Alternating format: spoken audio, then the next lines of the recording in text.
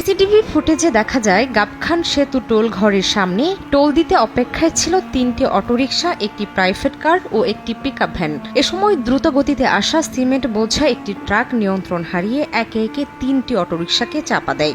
একই সময় দ্রুতগতির ওই ট্রাকটি প্রাইভেট কার ও একটি পিকআপ ভ্যানকে সজোরে আঘাত করে।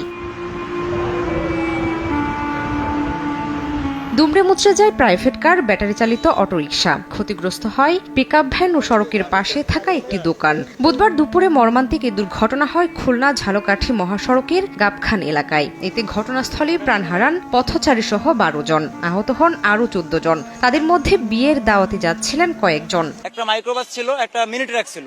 তো মাইক্রোবাসটা আপনার দুইটা ট্রাকের মাঝখানে চাপা পড়ছে, ও নিয়ন্ত্রণ হারিয়ে আপনার বাম পাশের গর্তের মধ্যে পড়ছে। আহতদের মধ্যে 3 জনকে ঝালকাঠি সদর হাসপাতাল এবং 11 জনকে বরিশাল শের-ই-বাংলা মেডিকেলে নেওয়া হয়। সেখানে চিকিৎসাধীন অবস্থায় মারা যান আরও 2 জন। 1, 2, 3 ঢাকায় জমি জিতে নিন 100% ক্যাশব্যাক সহ 20 কোটি টাকার পুরস্কার। অটোতে যাওয়ার পথে পিছন থেকে ট্রাক আর কি 3টা অটো ছিল পাশাপাশি, ট্রাকে আপনার চাপা দিচ্ছে।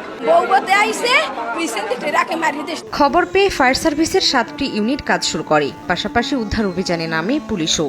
দুর্ঘটনার ভয়াবহতা উপলব্ধি করে আমরা প্রতিবেশী অন্যান্য স্টেশন থেকেও আমাদের সর্বমোট 7টি ইউনিট এই দুর্ঘটনাস্থলে এসে আমরা উদ্ধার কাজ শুরু করি। নিহত 14 জনের পরিবারকে 5 লাখ ও আহতদের 1 লাখ টাকা করে অর্থ সহায়তার কথা জানায় জেলা প্রশাসন। দুর্ঘটনা তদন্তে 4 সদস্যের কমিটি গঠন করা হয়েছে। তদন্ত কমিটি অলরেডি গঠন করা হয়েছে।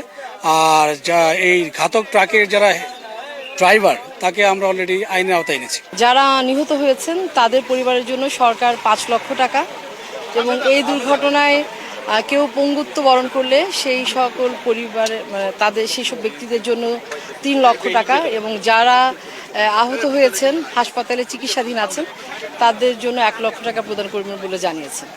আমরা জেলা প্রশাসনের পক্ষ থেকে আমরা সর্বাত্মক সহযোগিতা করব। এদিকে ঘাতক ট্রাক সহ চালক ও হেলপারকে আটক করা হয়েছে। সময় সংবাদ, ঝালকাঠি।